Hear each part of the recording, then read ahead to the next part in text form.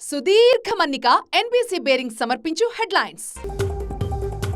Speaker పదవి రావడం సంతోషంగా ఉందన్నారు అయ్యన్న పాత్రుడు. సభను హుందాతనంతో గౌరవంగా నడుపుతానన్నారు. జగన్ కేవలం అసెంబ్లీలో సభ్యులు మాత్రమే అన్నారు. సభ్యులకు కేటాయించిన సమయాన్ని వారికి ఇస్తామన్నారు.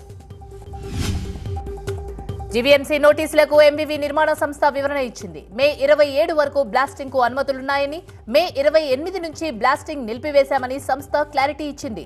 ఎక్కడా నిబంధనలు ఉల్లంఘించలేదని, స్టాఫ్ వర్క్ ఆర్డర్ వెనక్కి తీసుకోవాలని కోరింది. కేసీఆర్ ఆయన కొడుకును సీఎం చేద్దామని పగటి కలలు కన్నప్పటికీ తెలంగాణ ప్రజలు ఎన్నికల్లో బుద్ధి చెప్పారన్నారు కిషన్ రెడ్డి.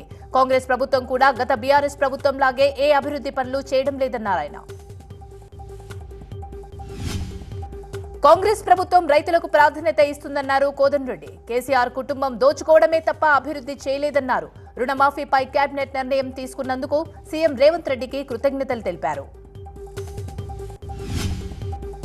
పార్టీ మార్పు ప్రచారంపై బీఆర్ఎస్ నేత ఎర్రబెల్లి దయాకర్ రావు క్లారిటీ ఇచ్చారు. ఎన్నికల్లో పార్టీ ఓడిందని కొంత బాధ ఉన్నప్పటికీ పార్టీ మారే ఆలోచన ఏమాత్రం లేదన్నారు. కొందరు కావాలనే దుష్ప్రచారం చేస్తున్నారన్నారు.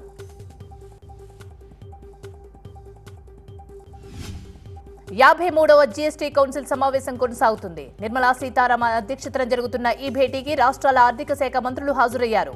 ఆన్లైన్ గేమింగ్, రేసింగ్ పై పన్ను పెంపు సహా కీలక అంశాలపై చర్చిస్తారు.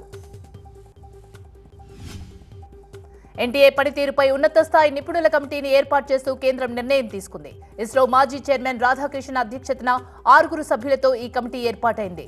2 నెలల్లో నివేదిక ఇవ్వాలని సూచించింది. ఢిల్లీకి హర్యానా ప్రభుత్వం వెంటనే నీటిని విడుదల చేయాలని మంత్రి అతిషి చేపట్టిన దీక్షా శిబిరంలో తీవ్ర ఉద్రిక్తత చోటు చేసుకుంది. సివిల్ డిఫెన్స్ వాలంటీర్లు దీక్షా ప్రాంగణంలోకి దూసుకొచ్చారు. తమను ఉద్యోగాల నుంచి అన్యాయంగా తొలగించారని ఆరోపిస్తూ ఆందోళన చేపట్టారు. భారత్ బంగ్లాదేశ్ మధ్య పలు ఒప్పందాలు జరిగాయి. ప్రధాని మోదీ, బంగ్లాదేశ్ ప్రధాని షేక్ హసీనా సమక్షంలో ఇరు దేశాల మధ్య ఒప్పందాలు కుదిరాయి. ఇరు దేశాల మధ్య ఉన్న సంబంధాలను మరింత బలోపేతం చేసుకోవాలని ఇరు దేశాధినేతలు నిర్ణయించారు. సుదీర్ఘ మన్నిక ఎన్బీసీ బేరింగ్ సమర్పించు హెడ్లైన్స్.